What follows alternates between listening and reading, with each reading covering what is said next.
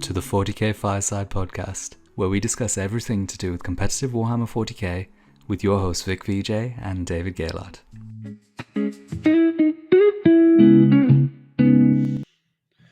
Welcome back, everyone. It's Monday, the first day after Nottingham tournament. Vik, how you doing, bro? Good man, yeah. Good to be here, back for another main channel episode after the Nottingham Super Major. Yeah, back to our bread and butter, the old tournament reports. We had a bit of a chill part of last year, and now we're back into the game. A couple of housekeeping things first. I'm super excited to be looking at the new Guard Codex. All the spoilers are out, all the points are out, and if you're a fellow Guard player and you're feeling a little bit bemused on where to start, what models to collect, haven't got you're finding it a little bit overwhelming coming up with a good list design or something like that, well, I've got news for you. I'm holding a Masterclass workshop. It's going to be on the 26th of January at 7 p.m. GMT plus 0, which is 1 p.m. CST in the USA. If you are interested, I'm going to be covering all 5 detachments with a list that I've practiced with and played a game with, so they're tournament ready. It's going to be a 3.5-hour workshop. We're going to do a Q&A during the workshop, of course, and we're also going to be doing a Q&A afterwards. So I'm going to be focusing on no matter what detachment you like or what models you want to bring, I'll have a list for you. We're going to be going through, talking about all the different archetypes, what's strong, what's not, talking about different terrain formats and everything like that as well. If you are interested, there'll be a link in the description. There'll probably be a link in the pinned comment. It'll be £50 for about 4 hours of content that is going to be just immediately directed at Guard, no matter what variant you like to play. So 26, there'll be a link and a comment. So check it out if you're interested. It'd be great to have you there. Yeah, I wanted to add a comment to this because I remember when you came up with the idea and you started talking about it, I was like, okay, yeah, this will be cool, whatever. But then you actually told me that you're going to make like a list for each of the detachments. And I was thinking, oh my gosh, if I was a Guard player, this would be so incredibly useful on a codex drop. There's so many rules and things to process that it really helps to have, a person who's a specialist, one of the best players, kind of guiding you through at least your initial bits of thinking before you come up with your own ideas. So yeah, props to you. And I think that's going to be an amazing opportunity if people do want to sign up. There we go. Boom. Sales pitch done. But now we're going into it. What is this Eldar? What are these Eldar Oh scum that my we've got here? gosh, yeah. What is Okay, going so on? this was my Nottingham Super Major list. So Nottingham, spoiler, it didn't go as planned. Actually, you know what? It went exactly as it should have done, really. And I Yep. ended up going 3-2 at this tournament, which, before I was going into the tournament, I went in with a lot of confidence, but it didn't take me long to realize that actually there's some fundamental flaws. I will do kind of like a little reflection, but we'll kind of bounce between mine and David's list first. So in my list, I've got two big boys. So I've got the Wraith Knight with the two heavy Wraith cannons and the Avatar of Cain. Now, both of these are T12 models that have some damage reduction built in. They combo with a Farseer, giving them -1 to wound. So the list kind of revolves around these two models and the ability to fire and fade with the Wraith Knight around some of the UKTC terrain. It's well set up for that, and the Wraith Knight was excellent in this format. The Avatar, question marks. But the Wraith Knight's really good because it has a Titanic keyword, right? It does, So yeah. you can just touch into the ruin and then see through it, which can catch a lot of people off guard, right? Yeah, absolutely. And also, I found out apparently you can shoot an action. Someone told me that halfway through. Damn. Apparently, Titanic can do that. So, yeah. Did you know that it counts as 2 drops as well? No way, I didn't know. Yeah, I'm Oh pretty my sure it god, there's does. so many things I did wrong with this thing. So yeah, but this was an absolute beast. And the whole list was tailored around the idea of anti-tank, hard anti-tank for 4-up invones, custodians, necrons. Obviously, I didn't play either of those, so it didn't matter. But it is what it is. We've got a Death Jester for some low up and high output. This was actually the model in my army that was in the correct direction. Having kind of anti-infantry output was kind of lacking in this list, and the Death Jester was the only real source of it. We had an interesting little combo running the Autarch on foot with a unit of 10 Storm Guardians for a little bit of sticky. This was a great combo with the Phoenix Gem on the Autarch. Then had 10 Guardians on the backfield to gain me some Fate dice, 2 Warwalkers for a little bit more anti-tank, and then 5 units of Chaff. 2 of them were Corsairs, Rangers, Scorpions for infiltrate, and a unit of Sweeping Hawks to go up and down. And that was the list. When you run through it like that, it's really small. When you spread out the models, it looks like a big army. So that's how I tend to do it. What does the walking Autarch do with the Storm Guardians? That's kind of So cool. The other option is the Autarch Way Leaper, which is a lone op Mm, and gives you a command point if he's your warlord. The Autarch on foot retains that rule, so it still gives you a CP for being your warlord in your yep. command phase, but it also reduces the CP cost of a unit it's leading Oh. by one for stratagems. So it's very useful to save your CP for Phantasm. And Phantasm works beautifully with the Storm Guardians. Just to jump onto an objective in the middle if your opponent hasn't really put any threat going onto it, Mm, it and score your primary. So mhm. this was a very powerful unit, and the Phoenix gem being on this guy, and him still being like not too expensive because he's quite a bit cheaper than the Autarch Wayleaper, Yeah, was quite a nice little efficient piece there. that's cool. Mm. What was the MVP? MVP, I'd probably say it's Fuegan. Okay, Was the MVP in this classic. tournament. Fuegan was really good in the key game where I really needed Fuegan to get back up, which was the guard game. Fuegan did roll a one, which was actually a huge loss of momentum. So Fuegan was both the MVP and let me down at the key moment I needed him. Classic That's Eldar, hilarious. Eldar life, man. Sweet. I mean, I'll go into my reflections and thoughts because I have some kind of more deep things because I think the reflections when you lose or do worse than you expect in tournaments Mm. is a bit more insightful almost than when you do really well. So I've definitely got some of those, but I think you're the star of this show today, Dave, What? because your list is innovative, it's new, it's fresh. I'm playing a list from 2 years ago, so here we Wow, go. okay. Yeah, so I was, the new codex was coming out, so I wanted to play something that was a bit fluffy, obviously. Sort of, but actually half true. But like when Vic was talking about his list, I meant, yeah, I noticed that you mentioned like anti-tank profiles, so you were trying to hunt the meta, going for the tanks, and you actually had the right call on the meta in that Necrons, Custodes, Marines with like Vindicators and transports. I think even Death Guard was up there with popularity, and Guard, of course, as well. Those are all really popular, right? CSM was really popular. So uh, you had the right idea of like, okay, the Wraith Knight is going to be great against those anti tanks, so you can kill your opponent.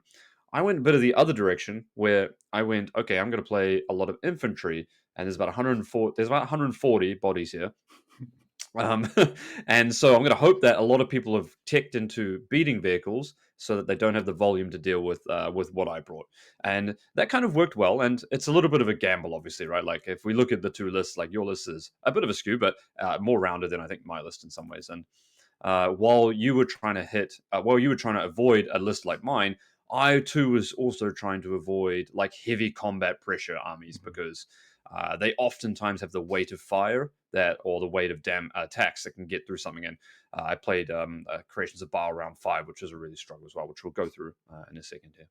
So the list.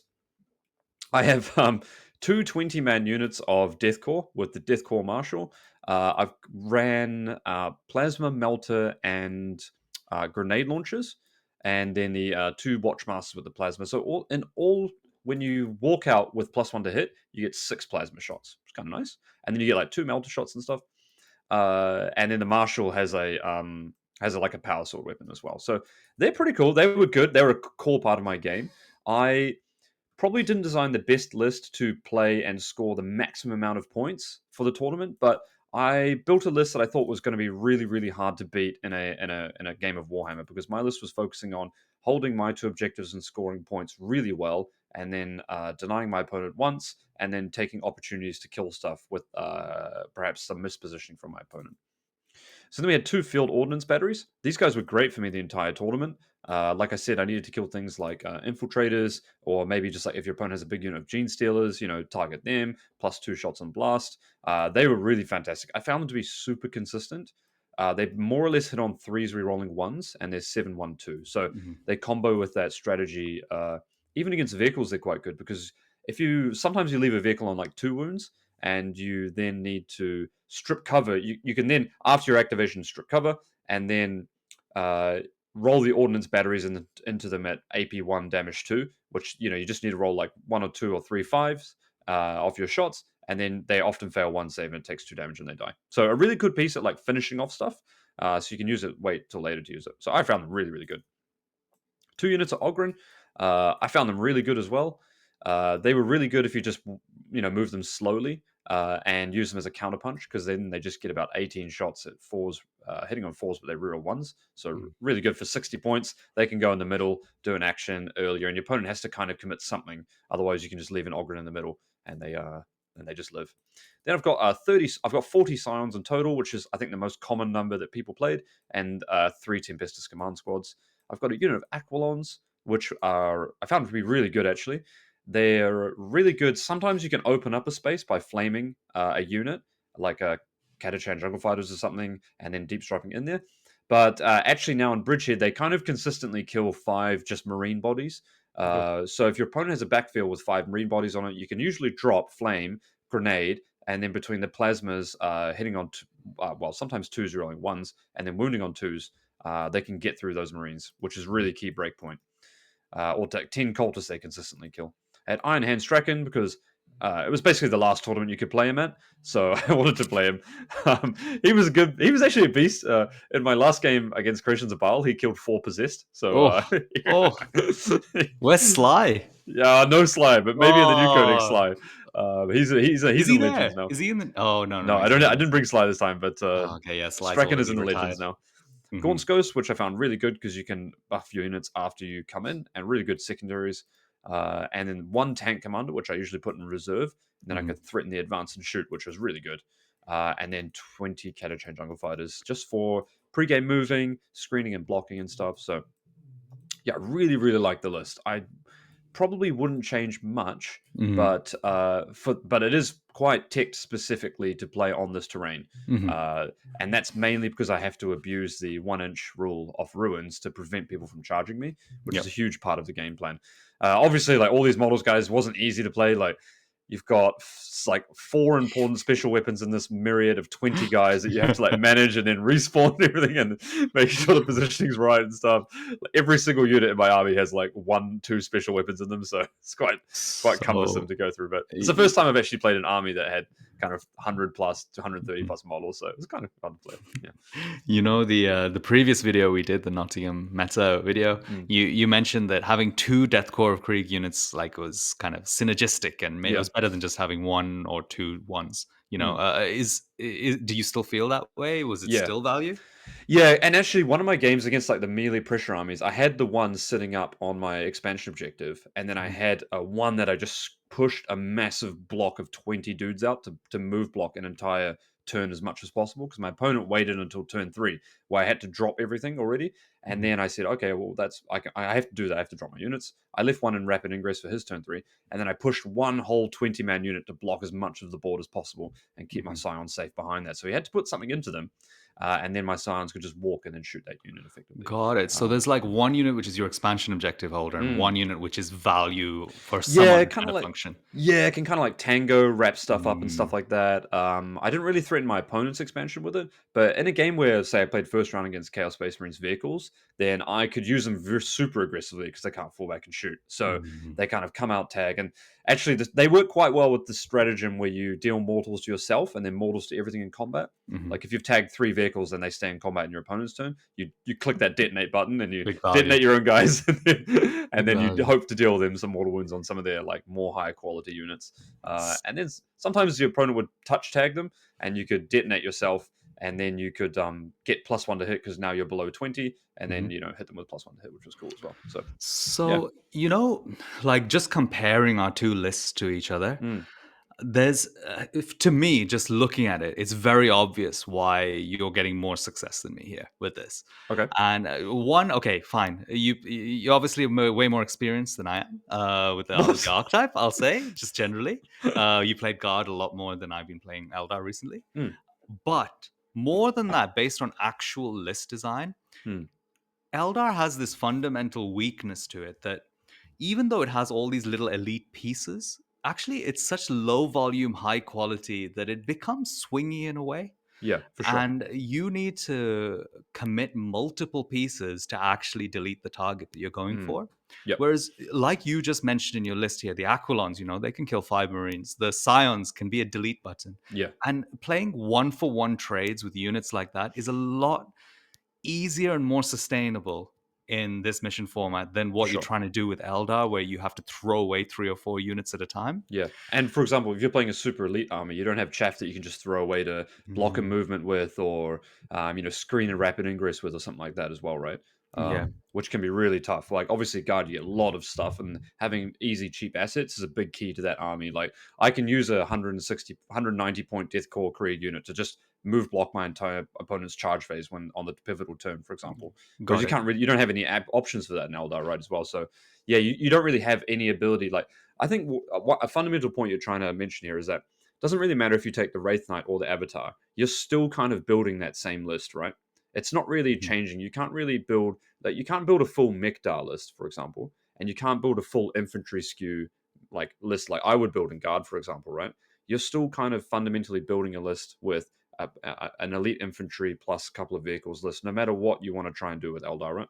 Yeah, the Eldar has some strengths that are very Mm, unique. Phantasm and Fire and Fade are both absolutely unique to the faction, hmm um, but making those work inside of this singles meta, I did a classic mistake, which was and it's not a mistake I actually usually do. I'm quite good with this. hmm Stage one of list building to try to win a tournament is find out what you think is going to be popular in the meta and make sure you can deal with it. mm, Stage two, which is the stage I missed, is then work out which armies you auto lose to and try and make those games not auto losses. mm, I didn't do stage two here. I have in the mm. past.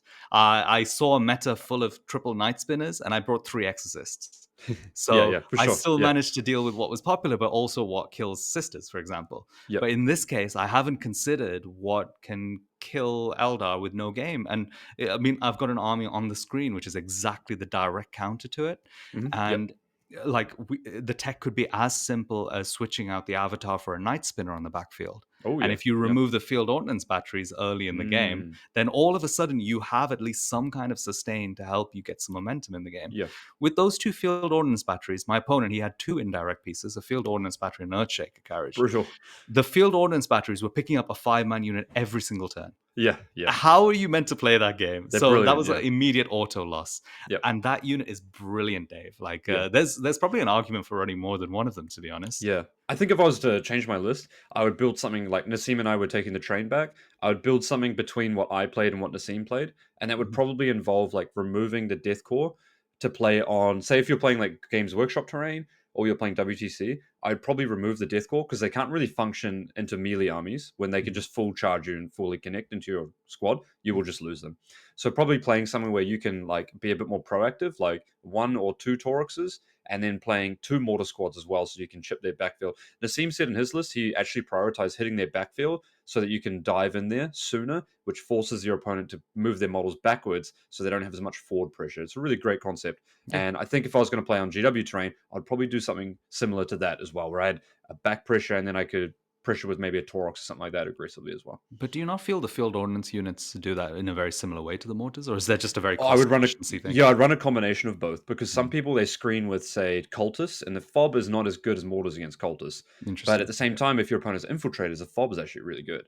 Mm, So the two combine really, really well together. Actually, like you might over spike on your mortars, and then you might shoot your fob somewhere else, and then your opponent is like, okay, I need to worry about something else. Because like say round 3, round 4, my opponent had a 10-man Stern Guard unit, and I looked and I said that's probably the one unit that could delete a 20-man Krieg unit. mhm, I was like, okay, I'm just going to chip that off turn 1. Killed 3 Stern Guard, which wasn't even in a hot roll. And it was just like, okay, mhm. that's a 7-man now, right? Like, okay, that's not going to kill like 20 guys now. Now that I've just reduced its output by like 30%, for example. Yeah, easy. It's a very powerful indirect piece, but it's Yeah. also quite fragile. It's fragile. So Yeah. it's fragile in an indirect war. So Mm. that's be interesting to see how that goes. But I Yeah. I think there's not too much indirect out there outside of just guard that could be viable. Yeah, so when we were talking about the list, Ennis Wilson was playing the Desolation Marines as well, but Hmm. he also said he wouldn't play that unless you could get plunging fire on them every time. Yeah, So with plunging fire, they get +1 AP and they naturally ignore cover, which I didn't know if you're stationary. Brutal, but they are 200 points as well. So yeah. like, if I played against Ennis, I could probably just potentially shoot them on turn 1 and kill maybe 3 of them, which would be reduce their output by a I lot. mean, you for 200 points, you could almost have 2 of those, can't you? Yeah, exactly. Yeah, Units of yeah. those. So You could have yeah, two that fobs. which Yeah. takes a chunk, which will maybe even kill the unit. exactly. Yeah. Mm, Let's since we've been talking about my list for a little bit, I wanted to go over some kind of core key concepts sure. here, and we've got this loaded up on TTS for you guys. Um, Now, round five, I played against Lee Churchward from Six Plus Plus Plus, good friends of ours. I played Lee a couple of times actually, and he usually Mm, likes to play quite aggressive lists. And he was playing Creations of Bile with like 20 possessed, big chosen unit, etc., etc. So this was probably one of the worst matchups for my army, I think. And if we played Search and Destroy, where I couldn't do this exact maneuver, it would have been super, super tough. For example, Lee would have maybe some possessed staged over here. Really typical in UKTC. You stage your possessed or chosen in here with a rhino, maybe, so you can advance and then attack here, or you can advance out and attack primarily this objective here. mhm, I kind of knew that. And normally, what I would do is I'd put my death core just 1 inch off here, and then I would expose the unit to charge, and they would have to charge around this corner. What I realized is that actually, if he gets a long advance on his possessed, like down here, he could actually swing around like 4, 5, 6 possessed and hit my death core super hard. So I had to take it even to the next level to hold this objective.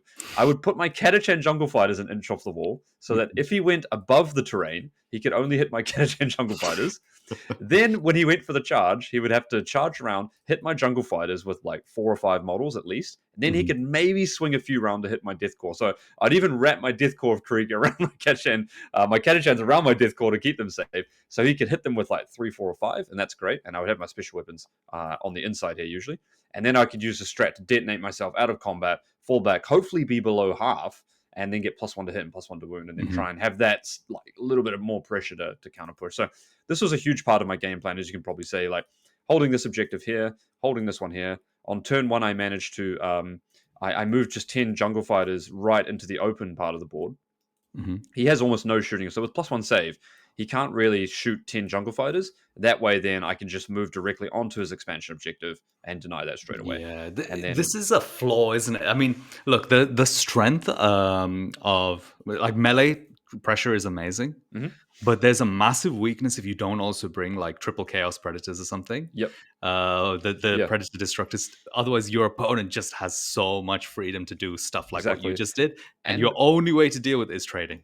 yeah, and it would look really counterintuitive in most matchups where you just say, "Yeah, I'm just going to put my jungle fighters literally in the open here, Hmm. and I only know I need like 6 of them, 4 of them to survive or something like that. I'm just going to put them straight in the open. If you bring a unit out here to advance and charge, which is going to be really tough, Yeah, then okay, your unit's going to be here and I kill it for free. Otherwise, if you put some stuff on here, it's not going to be fast enough to dump enough OC where I can just move with an order, and then I can bring the ghosts in for +1 OC, so I've got like 15 OC there guaranteed.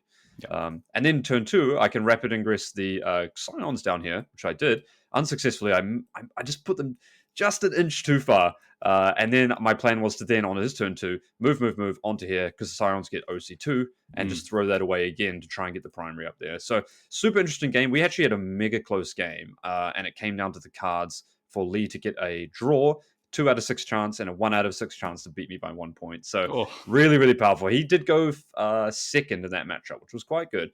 mhm. But it was a great game, and I think on Search and Destroy, he probably just ran through my army because I can't do all the tricks and the defensible things that I need to do on this list. So that's Yeah. definitely the downside to the type of list I was playing. It I wasn't a perfect list all around.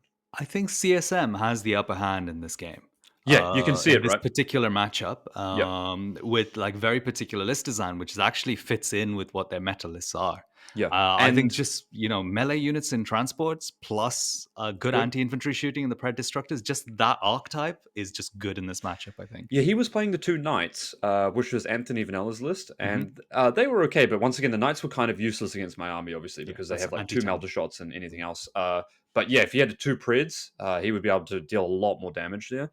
And look, possessed and chosen are just really, really point sufficient for their toughness Mm. ratio you get. The chosen brick is obviously hard to kill because you have a blank plus a surgeon, and they're all 3 wounds. So when he all into me, I didn't actually kill his entire army back. With my Scion detachment, which is usually excellent at killing this army.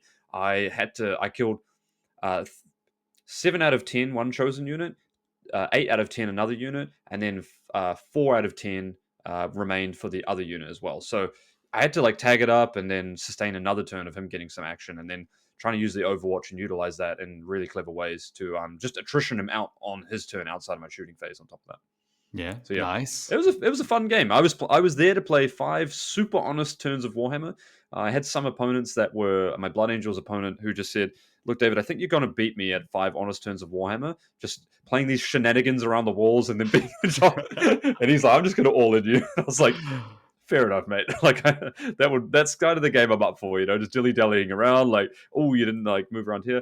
I had a really cool game against another 6+++ guy from. Um, who was playing Bloody from playing 15 Deathwing Knights, and that was on Search and Destroy. So he had the capability of charging me a lot better there. And I just had to string him around the board for 5 turns. He kind of put his assets across the board all in one turn. So I was able to pick my guys up from one location, drop them on another, carve out that piece of the board, carve out a little bit from the middle, and then move block and still deny an objective on this most secure objective he had. So, Mhm. yeah, kind of a brilliant roundabout there way there. So that was Paul James. So Yeah. super fun game there as well. It was nice, like darting around the kind of Deathwing Knights. That Speaking was super slow. of all ins, I had a game against Charles Gold, Yep. who was playing the Ultramarine Vanguard list. Oof. That is, I saw Space Marines and I was like, yes, come on, Space Marines, this is what I've been waiting for. And I just hit the Space Marine list with no vehicles at all.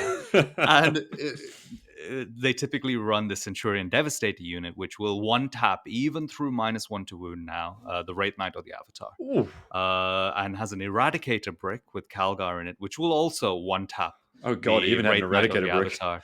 Even on Overwatch, there's a chance of that happening. So, it's all good. And then I was like, okay, fine. What's the mission? Take and hold. Okay, this is looking bad now. I'm stuck in my DZ, trying not Mhm. to get shot by these things. But interestingly, the Wraith Knight does have a lot of play because if it gets a shot on these targets, it actually takes chunks out of a Devastator squad and a Centurion squad and Mm, the Eradicator squad. mm, So Charles played it really well, and he did. He actually, I thought he was going to play it very passively and score the points, encourage me to come out, but. Actually, looking at it, I think he would have taken too much attrition with all my mm, fire and fade, etc. And he's already played against this list because his Ireland teammate Colin Power mhm. he plays the same list. Okay. It's from him. He is the original creator of this Oof. Wraith Knight avatar thing. So he decided to go all in. Okay. He went in all in with this Eradicator squad, just put the pressure on, and he managed to do that enough to keep his primary score up on this mission format to get him a small win at the end. So, the all in strategy does work, especially if you identify that that's your only consistent win path. Yep. And fair play to Charles for beating me into the ground with a well deployed strategy there. And that's sometimes the hard part about singles, right? Is identifying the path to victory, even when the Mhm. odds are quite slim there. Yeah. Vic, did you have any like little tips and tricks and like tactics that you really enjoyed? Yeah, man. I mean, there's a lot of little funky bits with list design here. So I don't know if you want to go over the board, Dave. Yeah, I'm over the Um, board now. you You're know, Reddit side. War Walkers are very interesting because for some reason on UKTC format, 19 inches, which is their 9-inch scout Mm, plus a 10-inch actual move, hmm puts them about here. and And you can. the interesting thing about this position is that a lot of people love putting their vehicles in this particular space here. Oh, And this exactly covers that entire space the there. sniper. Yeah. So it's really interesting how the War Walkers, even though they're low kind of volume, high quality shots that maybe is a bit expensive for what it is, hmm the actual movement characteristic in Scout is enough for you when you pair these as a little pair going down the side. Really good on certain terrain formats. Now, I Mm. don't think they're as good on WTC. They're much more defensive pieces in that. So did you Uh, typically play them together to get that like weight of fire where you could like consistently kill the vehicle? Yeah, this is a problem though, because this is how Eldar kill vehicles. If you Mm, throw one War Walker in, there's a chance that you get one through, maybe. mm, You half kill a vehicle. What is the point of that? You've traded a War Walker for nothing. hmm So realistically, you need both of them to go into a space. mm. And then you need to look at where your opponent is going to attack this War Walker. So likely they're going to want to shoot the War Walker from this position here, Yep. Back in the room. almost definitely. So you need to then have something that targets this position. So the Mm. Wraith Knight would be here to go there, touch Shoot this, down. and put its gun sticking out to Mm. shoot there. Something like that. That's the way you play Eldar. because you have to accept that these kind of things, you're trading one for one, and then you're trying to get momentum off them. Yep. Theoretically, but you don't quite have enough stuff to play that game perfectly, nor do you have quite enough output to play it consistently. Mm. So it's a bit of a challenge, but when it works, it does work, and that particular concept will work in most of your games with Eldar. Yep. You kind of get the game started right, then hit back and make sure like this is a super common thing with my coaching clients actually, is just thinking about like what are your natural play patterns look like, right? Like, Mhm. well, your natural play pattern is to force an issue down here. So you need to make sure that your big assets are ready to like follow up on that natural play pattern, right? Exactly. Usually. I also found something very interesting with the Avatar Hmm. playing here, because there's a few ways the Avatar can go. The Avatar is a very good expansion objective holder. Hmm. It offers a lot of threat, but I found in a lot of these Crucible games, the Avatar is quite powerful going into this spot here. Ooh. And even in Search and Destroy, the Avatar is very powerful at going just behind the opponent's expansion objective Mm. Yep. piece, because this is a pain to deal with. Awkward Because angle to commit into, isn't it? yeah, anything you try and commit into this either walks into the Avatar's threat range or very easily walks into your Wraith Knight's shooting range. Ah, and might walk into Avatar's Overwatch range as well, right? Correct. Yeah, if you Mm. try and attack it down these angles here. Yeah. So this is a fiddly position. Now, my issue was the Avatar is very closely linked to having -1 to wound. Mm. Both Guard and Space Marines have easy access to +1 to wound now, which Yep. means the T12 actually doesn't really let him survive.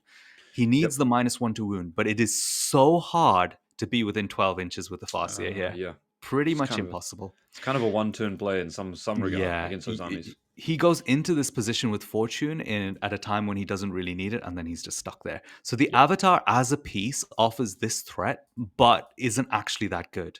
Mm. What is more interesting is the early game striking Scorpion position Mhm. in this spot, which Oh, I yeah. found absolutely fantastic, just keeping that off the objective.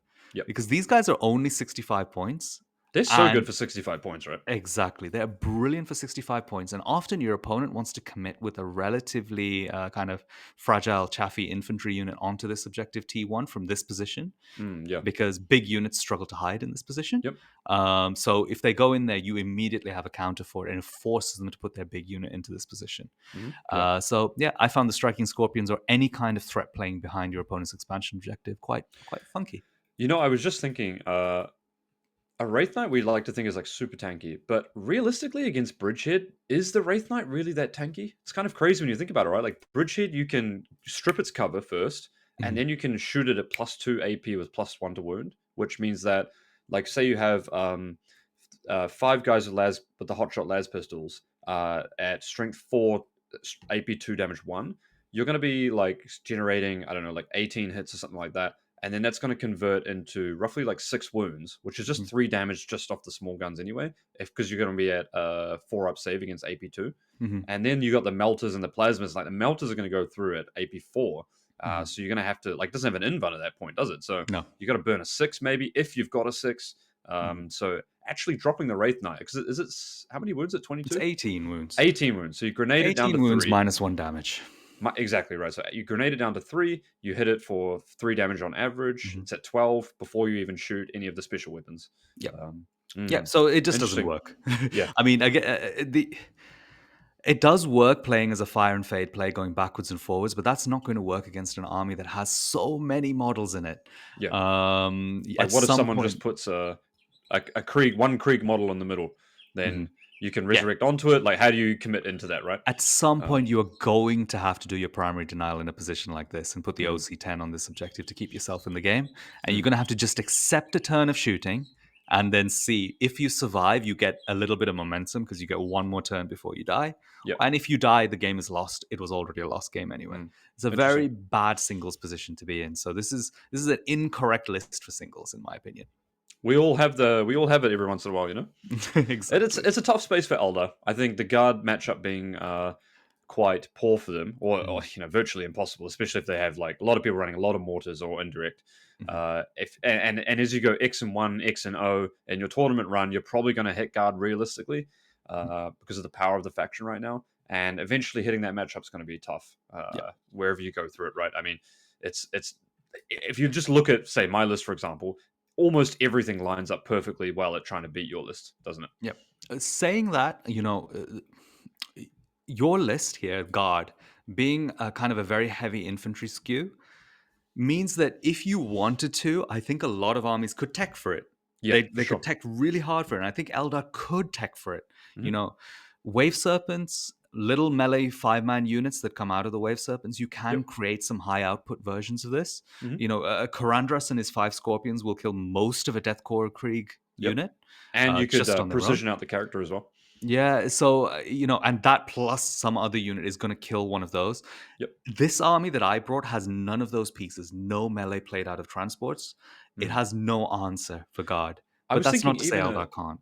a 10-man striking scorpion unit might not be that bad in the meta. 130 points, it Yeah. might work, but you'd have to tech for guard when you're also worried about a lot of other stuff. Yeah, exactly. Do you care about the sudden loss to Custodes? Yeah, it's tough. It's a tough one. Mm. Caught between two places there.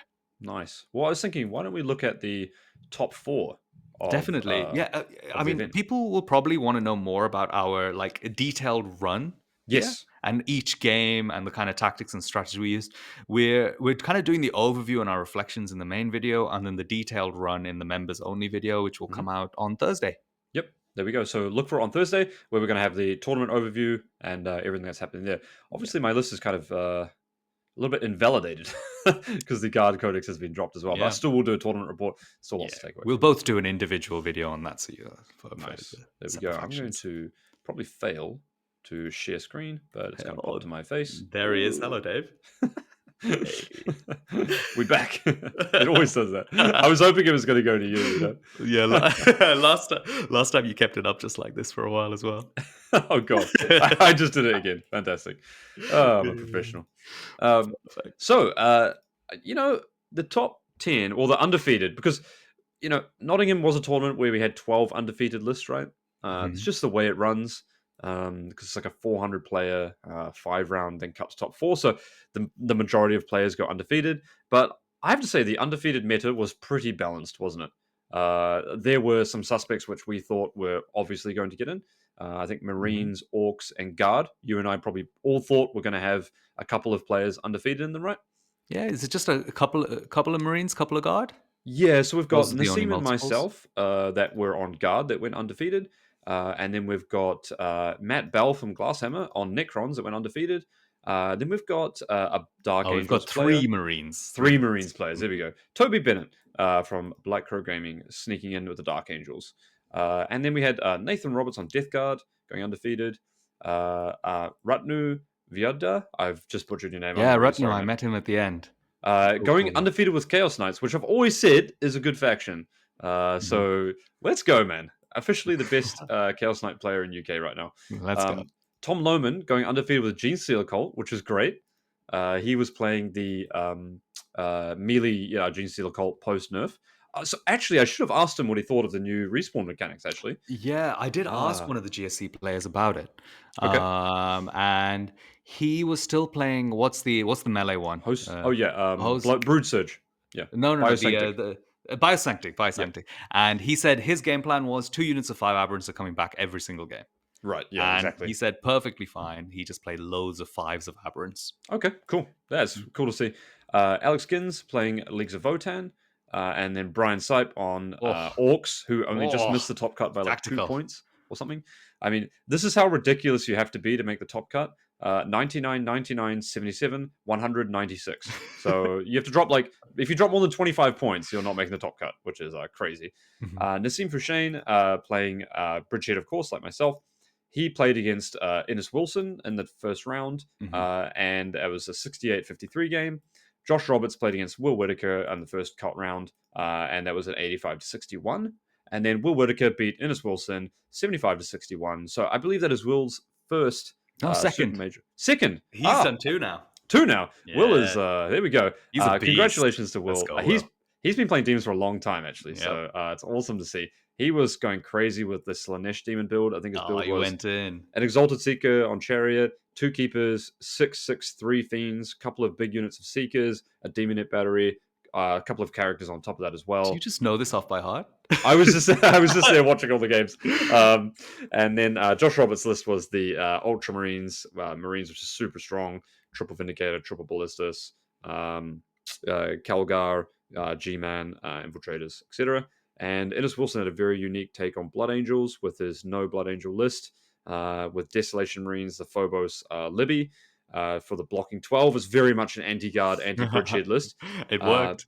but as we were saying in the car ride home before the match got called, I said, but Innis's list doesn't really have like a one big hammer unit. It has a lot of skirmishing units that kind of skirmish with medium punchability.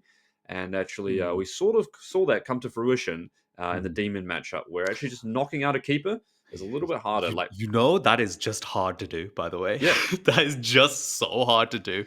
The new Slanesh detachment, have you read some of the rules on there? oh, just 4 year olds to hit and wound, baby. But they have this one stratagem called Thieves of Pain or Yep. something. This stratagem is so strong. Yeah, this. You basically pick a Keeper of Secrets and then one friendly Slanesh unit within 12 inches. And for the rest of the phase, anytime you take any damage, it goes to, as mortal wounds to that unit instead. That makes your Keepers indestructible Yeah, to a pretty point. crazy. To a And point. and I've shot enough tank commanders at Keepers of Secrets with 4 up in ones to know that you barely do any damage. Yeah, You're 4 always up in like, 1, they have 5 up feel no pain. They are at exactly, -1 to hit. They are crazy. incredibly tanky to build around, and I think this Slanesh list is very strong. But Yep, you're absolutely right, Dave. The thing that they crumble to is overwhelming melee output. yep, So something like World Eaters will hit it and just do too much damage and mhm, go straight through your defensive yep. mechanisms. In So addition to yeah. that, they rely on their gambit mechanic to do a lot of their damage. So Mhm. if you're a melee army, melee orientated army, and they Mm, gambit you, or whatever it's called, the yeah. bargain, you just get to fight them first. Yeah, you So lose if you've 5 got good first. melee, then you're just going to kill like 2 fiends before they even strike. So Mhm. really tough for them to deal with that, perhaps. So interesting to see. I mean, obviously, Will played Josh, who has basically a slowish moving gun line that Mhm. doesn't want to get tagged in combat. And fiends and keepers are probably just like designed to eat that for a living. I would say like that's one of its ideal matchups. I would assume almost like the Uh, ultramarine type matchup. would you not say the guard is also a good matchup for Slanesh? Oh, I think the move blocking might be a bit tough for them sometimes. Yeah. Move blocking, they're quite vulnerable to. They do have the move through strat, but the Scions units can come down and delete stuff. So you Yeah. do actually have those hammer units that can just come down, boom, hit something super hard. But they So won't kill a keeper, will they? I, I don't know, man. It depends if it's on an Oh, objective or is it? not. It's pretty close, yeah. Are the They Scions do. pretty mental? Oh my Okay. god, the Scions All right. absolutely crank, man. They are. Okay. They're pretty crazy, yeah. Okay. Yeah, maybe through a Demonite battery, I'm not sure, but like the Field Ordnance battery is really good there too. Just shoot fiends or shoot the Demonite battery that they can pass off to, or Mhm. reduce some stuff down. But that list is very fast, so Okay. So if Slanesh is not beating Bridgehead, then Bridgehead is really only losing to CSM here.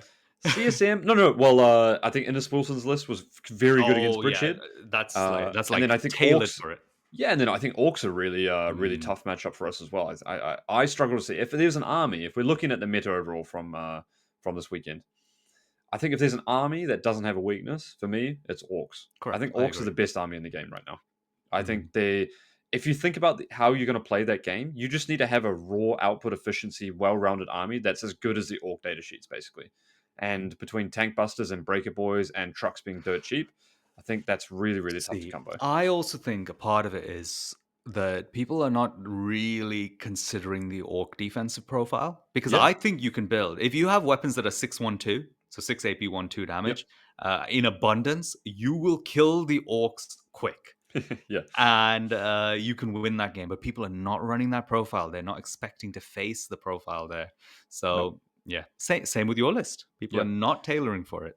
I think Bridgehead does definitely have a game into orcs because you have a huge amount of plasma. You have a lot of like AP1 that can go to strength 4 +1 to wounds. So you can Yeah, actually shred the orcs. absolutely. But the orcs have that WAG turn where they can stage and then potentially hit your entire army, which is really tough to play around as well. Yeah. So it's a tough game. I think Guard are definitely up there. I could see Guard being the third best army in the game, or the fourth best, behind maybe Marines, Orcs, and then wherever you put demons like in that mix potentially. Yeah, and my Um, take, Dave, which is what going is to it? be different to yours, is obviously that Guard is as good as Orcs and Space Marines, all Fair. Yep. equal at the top there. I Yep. think, personally, I even put Space Marines just a drop below them, but Okay. that's so. Yep. But I would definitely say Guard is right up there. I don't think there's a clear tier difference. I Yep. would argue that I do think the Slanesh demons are a tiny bit below it, Okay. despite winning this event. Winning it is what it is, but Yep. Will is an awesome player, and he played it really nicely in the finals as well. I was quite Yeah, impressed. for It was sure. good. I think Marines have the most flexible detachment build here potentially though. So I Yeah, think they've got answers. They're actually the one of the armies at the moment that has answers to almost anything. Like if you have a bad matchup, you can tech against it. yeah. Like if demons are bad for you, you can add more combat. A fight first, right? What But about a fight first just to see a block? Like, so my take on that is I think the different marine builds have different weaknesses and lose to yep. different things. So while you can tailor for one thing, you just drop down and you have a loss into something else. Whereas Okay. I am not convinced that the orc build and the bridgehead build really have a significant top of the meta severe weakness. Yep. So I would say all three of them are like the strongest armies in the game. Mm. Um, but interestingly, I don't think anything feels really broken, to be Okay. honest. Yeah, They all just feel like the strongest armies in the game. So I'd say the meta's in a good spot. for And sure. three armies being the strongest in the game, plus some other things kind of contending in the background, like Slanesh Demons, I think is a good place to be. Yeah, I like completely agree. I mean, I think Necrons are up there as well. Oh, Interestingly Necrons enough, as well, of course. Custodes performed quite poorly as well. So people kind of found ways to play around that. I Mhm. know Nathan Roberts had a great time on Death Guard as well, which I'm not saying is the strongest time in the game, but I think has just consistently been really good as well. Yeah. So yeah, a huge variety at the moment.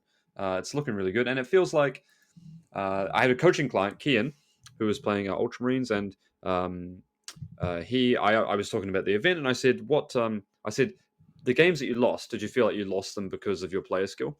And he said, "100%." He said, "Like Mm. if I had just not made some mistakes, I would have won those games." Mhm. So that means that you can bring a list at the moment, have a well-designed list, well thought out for the strategy and the terrain format and the turn sequencing which you're anticipating. And actually, if you play that and execute a solid game plan, you will win most of your games because your game plan for the meta is well defined. Yep. Whereas if you come into the meta not with a good understanding and not with a solid game plan, then or a solid macro strategy, then you've got a problem. Yeah. There we go. Yeah. But you know Absolutely. what's you know what's Good take. spicy, Vic? Is I Yes, please. think I think all five of the new guard detachments are all super viable. No way. Yeah, Really? All genuinely. five? Yep. Oh, so I there's was six, speaking. right? Is there Yeah, six? there's six in total. Yeah. So Okay. assuming Bridgehead stays the same. There's Uh, five that are viable. Oh, no, so no, there's six that are viable. All the okay. five of the new ones are all viable. So Oh, I damn. think Recon is maybe the least viable, Okay. but I think no matter what you've got in your collection for guard, you could probably field any of it in a good combination, and you're going to be in a really good spot here. Because I think the bridgehead list is quite hard to source, kind of model wise. Mhm. You've got like 50 Scions, and not many people usually have that, or 40 Krieg, and I really struggle with that. So shout out to John who sent me some models. Um, but yeah, say if you've got just like a combined arms, or you've got the siege regiment, allows you to play indirect a lot better, which is really cool. Or mechanized assault, which sounds really really awesome with Kaskin now. You've Mhm. got a great opportunity to play there as well. So really exciting. I don't actually know which one's better, and I've been talking to quite a few guard players at the event. Nassim and I were on the train ride home. We're chatting about it, and yeah, we both had different takes on what we thought was going to be the strongest. Mhm. If I had to bet on one, I would maybe say Bridgehead because the Scion getting the new reroll the wound is extremely powerful. Could you imagine playing the new Scions with My deep? Wraith They have Knight is not surviving yeah, now. they have deep strike by the way. Like Bridgehead, if you or your opponent's playing Slanesh demons, you just drop that unit down. You're like, I hit on twos, rolling ones, and I reroll everything. Like reroll ones to wound with +1 to hit. So like, yeah, it's that Yeah. damage output's gonna be crazy high. So Yeah. really keen to see how that goes as well. So Okay, guard players are exciting going to times, be happy because that means definitely. a lot of guard players have these collections that span the years, and they play the stuff that they enjoy. So they're going to Mm, find something that suits their play style yep, in their collection. So yeah, there we fair go. play. And then And next month we've got Eldar, so that'll be a big month for you as yeah, well. I heard a rumor end of January, start of February. Ooh, So that's damn. kind of close. Yeah, So you that's basically spicy. you basically play one tournament, and then the next tournament you play is like new Eldar, maybe new Yeah. Eldar, like new guard, for example, right? Oh, So I'm so excited. I hope that they're really good and they keep the flavor of Eldar going. there you go. We'll see. We'll see what And happens. if you're worried about, keeping up to date with all these updates in the game, like new guard codex come out, definitely think about subscribing to the members section where we detail all this stuff. We not only detail, for example, I mean, there could not be a better time to join the members section. We've got myself, like one of the most dedicated guard players in the world, Vik, one of the best Aeldari player in the world. If you don't play the factions, that's fine, because in a lot of our videos we go through, hey, this is what you could bring to counter it. This would what would be really good against this list. This is what the list kind of struggles against. And you can take those snippets of information, put some of those in your list, because I guarantee you over the next couple of months, the meta is going to be pretty chock full. We know that Guard had a huge play rate coming over the last couple of months. And Aeldari has historically had a very big play rate as well. A lot of players love the faction Mhm. and are going to be just eking dive back into it when the new codex comes out, I think. Definitely, yeah, it's a great time to be on the Fireside. Oof. I'm excited, Dave. Fire it up. There we go. If you've gotten Yeah. this far, really appreciate you listening. Once again, I have the masterclass on the 26th of January, Mhm. 1 p.m. CST and 7 p.m. GMT plus zero. So the links will be in the description, stuff like that. If you're an avid guard player, feel free to get in touch. And there we go. That'll be a Yep, fireside. our deep dives in our for Ooh, our tournament runs will be on Thursday, so make sure to subscribe if you want that part of things. Thank you, guys. awesome. Nice. Episode 66. Peace out, See everyone. you next time. Bye.